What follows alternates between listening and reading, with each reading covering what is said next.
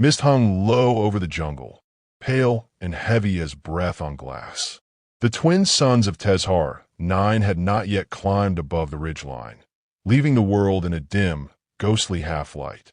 Sergeant Elias Rourke lay prone against the mossy ridge, every inch of him swallowed by his ghillie suit. Dew clung to the threads of woven vine and leaf, catching the faint shimmer of dawn like frost. Beneath him, the jungle stirred with quiet life, small things with too many legs or none at all, whispering through roots that seemed older than memory. Rourke did not move. His heart beat once every 5 seconds. His rifle breathed instead of him. Through his scope, he could see the valley below, still veiled in mist. A landing pad of smooth obsidian metal reflected the dim light, carved into the earth by the Tav'rix Dominion, the conquerors of half the known worlds and the reason Rourke had become a ghost. He had been stationed on Teshar IX 3 years ago, before the Dominion arrived in orbit and reduced the human garrison to ash. Now, the jungle was his home and his grave waiting to happen. The rifle beneath his cheek was the only reason he was neither yet. He adjusted the scope, the glass catching a brief glint of green light as the targeting array hummed to life.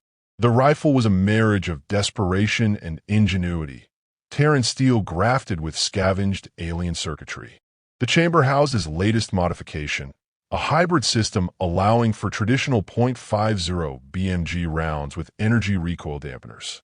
Crude, but effective. The kind of weapon only a man with no support and no future would build. "Come on," he whispered into the mist, his breath barely audible. "Let's see you, you bastards." Right on cue, the air shivered. A low hum rippled through the trees as an anti-grav transport descended into the valley, pushing aside the fog like a curtain. The hull gleamed in that metallic black only Tav'rix engineers seemed able to craft, seamless and cold. A ramp extended and figures stepped out, tall, narrow-shouldered, movements precise as machinery. Their armor gleamed with mirrored plating, helmets smooth as liquid metal. Rourke's pulse ticked upward. He recognized the insignia etched along their pauldrons, command stripes, high-ranking officers. The same unit that had ambushed his team months ago near the Teshar cliffs. He could still hear their laughter through the comms as they executed the wounded, broadcasting taunts on open channels. Human resilience, one had said, voice thick with distortion, is admirable in insects too. He hadn't forgotten that voice, and now it stood in the open, oblivious, less than a kilometer away. The officers spread out across the platform, gesturing toward cargo containers and speaking to their subordinates. Rourke listened through the faint static of his audio feed. Alien syllables flowed like molten metal, sharp and fluid, until one of them shifted to English with a mock accent. "Tiny bullets, tiny courage," it said, laughter distorted by the calm filters. "Humans shoot pebbles and pray for miracles." The others joined in the laughter, hollow and mechanical. Rourke's jaw flexed. He exhaled slowly through his nose, a faint smile cutting through the tension. "You're about to meet one." He flicked the safety off. The faint click sounded louder than thunder in his mind. The rifle's power cell thrummed, stabilizing the barrel alignment. He glanced at the ammunition indicator on his HUD, standard tungsten-tipped 12.7mm rounds loaded. Good, but not good enough for Tav'rix armor. He reached into the pouch at his side, pulling out a different magazine, matte black and slightly heavier. The casing bore hand-etched letters in white paint. .50 BMG. "Shifting to 50, he muttered. The new magazine locked in with a metallic snap. A human weapon from a dead century, resurrected for vengeance. He scanned the lead officer again, aligning the crosshairs on the helmet's reflection. The alien's movements were smooth, almost graceful, as it gestured toward the valley beyond, perhaps explaining some conquest, another world subjugated. Rourke's finger hovered above the trigger. For a heartbeat, doubt flickered. Killing from a distance always felt too clean. But then, his mind replayed the screams from the cliffs, the cries for medevac that never came, the static of broken comms, the laughter. The moment passed. Wind shifted across the ridge, soft and cold. Rourke adjusted his scope 2 clicks left, compensating for drift. The jungle exhaled with him, every sound collapsing into silence. For a moment, time itself felt suspended, every droplet of mist, every glint of light caught in stillness. He squeezed the trigger halfway, feeling the resistance. The rifle seemed to inhale. Then his comm crackled, a faint transmission from a distant human voice, one of the few survivors still fighting. "Ridge 1, do you copy? You have visual confirmation?" Rourke hesitated only long enough to whisper, "Confirmed." He didn't wait for a reply. He eased the trigger back. The world erupted. The shot tore through the morning stillness like the voice of a god. The rifle kicked, restrained only by the dampeners, and a white vapor trail lanced through the mist. A fraction of a second later, the lead Tav'rix officer's helmet shattered outward, shards of mirrored alloy spinning into the air. The body collapsed without sound, a marionette with cut strings. The other officers froze, confusion rippling through their ranks. They looked around, scanning, weapons rising. Rourke was already moving, sliding backward down the ridge, cloak shifting colors to match the terrain. He didn't stay to admire his work. A sniper's art was an absence, not witness. Behind him, alarms echoed faintly through the valley, metallic howls and distorted commands. He crawled through the tangle of roots and vines, each movement deliberate. His breath came steady, heart beating in time with the jungle's pulse. One kill, not vengeance yet, but a start. He paused at the base of a twisted tree, adjusting the scope again, ready to reposition for the next shot. Through the tangle of mist, he could see Tav'rix troops clustering around their fallen officer, scanning upward, shouting orders. The hunt had begun. Rourke's lips curved into the faintest grin. "Let's see who laughs now," he whispered, and melted back into the forest. The valley below erupted into motion as the Tav'rix soldiers scrambled to locate the invisible threat. Their energy rifles crackled with violet arcs, cutting through vines and bark, scarring the jungle with molten lines. Sergeant Elias Rourke moved like a shadow through the undergrowth, his ghillie suit blending with the damp greens and grays of the forest floor. Each breath was deliberate, measured, the rhythm of a predator rather than prey. He could feel the familiar pulse of adrenaline tighten behind his ribs, a sharp, steady reminder that survival wasn't just instinct. It was an art. He found a new vantage point along a broken ridge, wedged between the roots of a colossal tree whose trunk spiraled upward like a frozen tornado. The ridge overlooked the landing pad from another angle, giving him sightlines the Tav'rix scanners wouldn't expect. The officers had taken cover behind a transport, their mirrored armor flickering with interference as they activated defensive cloaks. The rest of their unit fanned out, methodical in their sweep. They weren't panicking now. They were hunting. Rourke steadied the rifle, the long barrel resting against a coil of twisted root. The alien chatter came through the comms, a harsh symphony of clicks and elongated tones.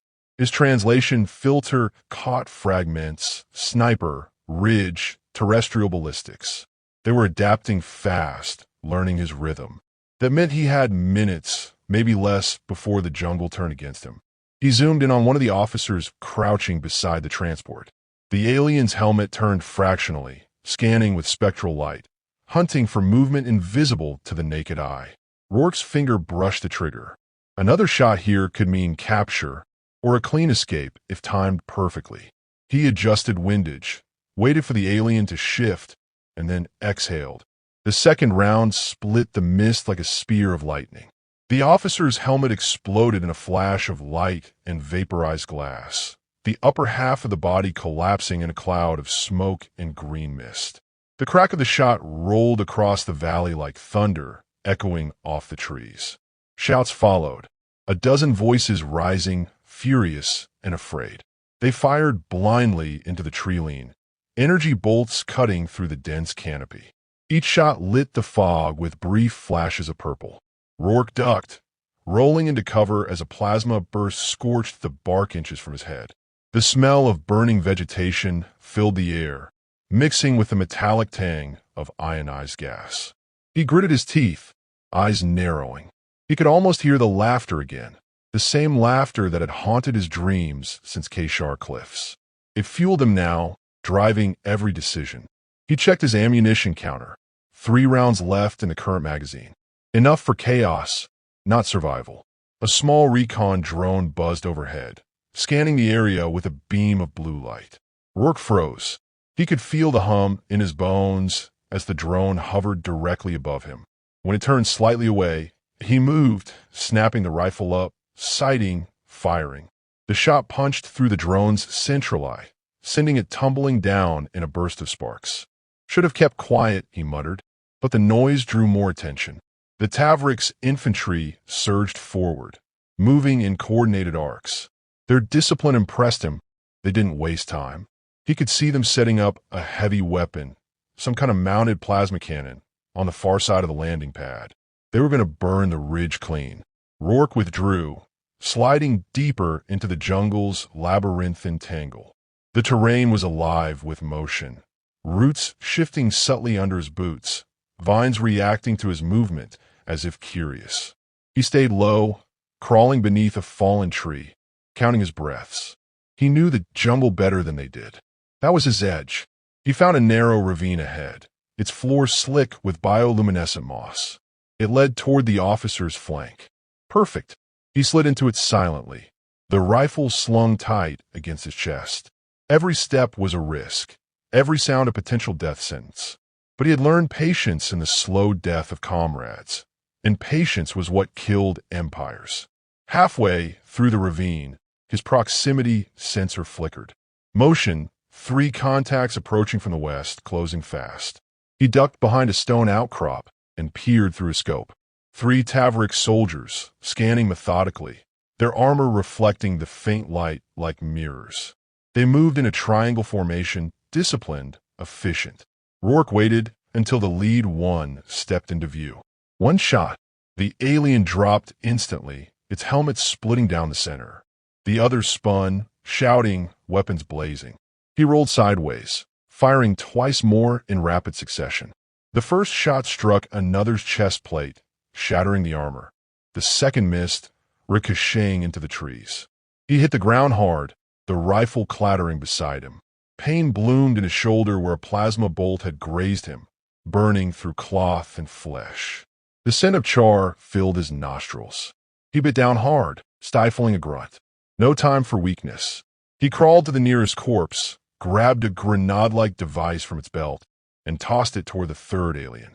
The explosion was brief and silent, a shock wave of compressed air that knocked the soldier flat. Rourke fired again, ending it. The jungle was a graveyard of echoes now. Smoke and mist mingled into a single gray haze. He pressed a hand against his shoulder, wincing as the blood seeped through. Pain sharpened him. He could feel his pulse pounding in his fingertips, each heartbeat syncing with the rifle's faint hum. He climbed the ridge again, slower now, his breath ragged but controlled. Through the scope, he saw movement near the transport. Another officer emerging, smaller than the others but wearing a different insignia. The commander, perhaps. This one didn't shout or gesture. It simply stood, looking up toward the ridge as though it could see through the camouflage. Rourke steadied the rifle. The alien raised its weapon, scanning the tree line. Their eyes met across the distance, human and Tav'rix locked in the same cold awareness. Only one of them would leave the valley. He inhaled, letting the sound of the jungle fade. The trigger moved under his finger. The rifle thundered one last time, and the commander's helmet burst open in a rain of molten shards. The alien crumpled, weapon still humming uselessly. The jungle fell silent again. Rourke lowered the rifle and leaned against the tree trunk, chest heaving. Around him, smoke curled upward, thin and ghostly. He had no illusions of victory, only a reprieve, another breath stolen from the inevitable. He looked toward the distant horizon where the suns were rising, bathing the world in pale gold. One more day, he murmured to himself, reloading the rifle with hands that trembled from exhaustion. The jungle swallowed him once more as the Tav'rix reinforcements began to descend, and his war, the long, patient hunt, continued. The The smoke from the burning jungle rose into the alien sky, twisting upward until it merged with the thin clouds that glowed faintly beneath the twin suns. From orbit, it would look like a scar, a thin, black wound cutting across the endless green. In the command deck of the Tav'rix flagship, the footage played on a loop. Each time, it ended the same way. A brilliant flash, a sound like thunder, and a commander's helmet shattering into shards that glittered as they fell. The officers in the chamber watched in silence. The usual smugness that defined their species had vanished, replaced by a quiet unease. Terran projectile weapons, said one of them, his voice tight. Obsolete technology. Yet they penetrated grade 5 armor. The others shifted uneasily. The footage replayed again, this time slowed, the human's cloaked silhouette barely visible for a fraction of a second before the shot. A flash of heat, a trail of vapor, and then impact. The human weapon struck faster than their systems could predict. Primitive, yes, but devastating. The high adjutant folded his clawed hands behind his back. "It is not the weapon we should fear," he murmured. "It is the will behind it." Down on the planet, Elias Rourke crouched by a stream that glowed faintly blue beneath the canopy. He had cleaned the blood from his shoulder with sterilized moss and wrapped it tight, though the burns still throbbed with each heartbeat. His reflection in the water looked older, harder, a man carved from the same violence that had destroyed his world. The rifle lay beside him, propped against a stone, its long barrel smeared with soot. He ran a cloth along the metal, slow and careful, as if tending to a wounded friend. He replayed the morning's battle in his mind. The panic of the Tav'rix, the sound of helmets cracking, the eerie silence that followed. The images didn't bring satisfaction, only a grim steadiness. Vengeance was a temporary thing. What mattered now was message and meaning. Somewhere out there, in the static of resistance frequencies, humans still fought, still hid in shadows. They needed proof that the enemy bled. He switched on his comm device, the signal barely holding. Static hissed for several seconds before a voice broke through, thin, strained, but human. "Ridge 1, do you read? Rourke, is that you?" "I'm here," he said, voice low but firm. "We receive your feed. The footage, the officers." "You did it." Rourke said nothing for a long moment, watching the light shift across the water. "They laughed," he finally said. "Not anymore." The voice on the other end hesitated. "You've given them something they can't ignore. The network's already spreading the video. They're calling it the helmet shatter." A pause, then softer. "You become a ghost story, Elias. A human myth." He almost smiled. Myths were harder to kill than men. "Good. Let them remember we're still here." The comm flickered again, static eating the signal. "We'll send coordinates for extraction once the storms settle. Stay dark until then." Rourke shut the device off and stared into the jungle beyond the stream. The air shimmered faintly with heat, the smell of ozone drifting in from the battlefield far behind him. Birds, or what passed for birds on Teshar IX, had begun to return, their hollow calls echoing through the trees. Life reclaimed even what war had scarred. That thought grounded him. He took a slow breath and began to assemble a transmitter beacon, pieced together from scavenged Tav'rix tech. The footage he'd captured from his helmet cam was uploading through encrypted channels. As it transmitted, he watched the small indicator light pulse.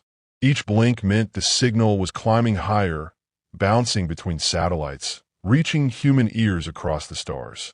Somewhere, soldiers on another ruined world would hear the laughter of alien officers cut short by a thunderous shot. Somewhere, hope would flicker again.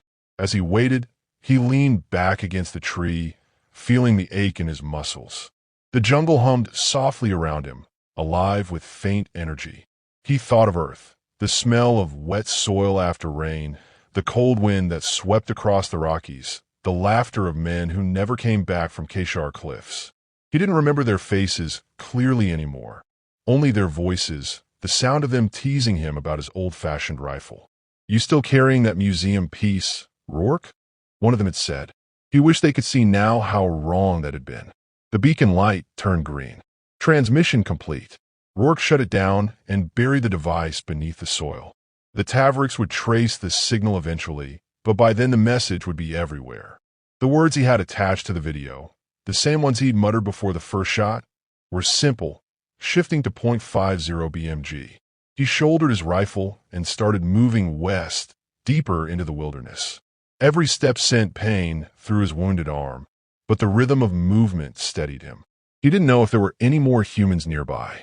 Maybe he was the last on this planet. But so long as he breathed, the fight continued. Far above, the Tav'rix flagship adjusted its orbit, engines rumbling as new orders spread across their fleet. Reinforcements would come. They always did. But now, they came wary, no longer laughing. In their command logs, a new directive appeared under tactical revisions. Human snipers, extreme caution. Projectile technology, lethal beyond expected range. The Admiral read it twice, his expression unreadable, and then whispered something that none of his crew understood. Fear the old weapons. Night fell quickly on Teshar IX.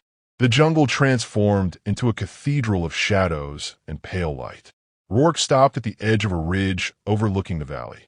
The fires below had dimmed, leaving only the faint glow of wrecked transports. He set the rifle beside him and sat silently, letting the cool air wash over his face. The pain in his shoulder had dulled to a distant throb. In the darkness, he allowed himself one rare moment of peace. He thought of the men he'd lost, the laughter that had once driven him mad, now replaced by the memory of shattered helmets and silence. That silence was victory enough for tonight. He looked toward the horizon, where faint starlight broke through the haze. Somewhere beyond that sky, humans were watching his footage, whispering his words as promise. He imagined their voices carrying through the void, fierce and unyielding, shifting to .50 BMG. Rourke smiled, a small, weary curve of satisfaction. Let them laugh again, he murmured to the stars. I'll be waiting.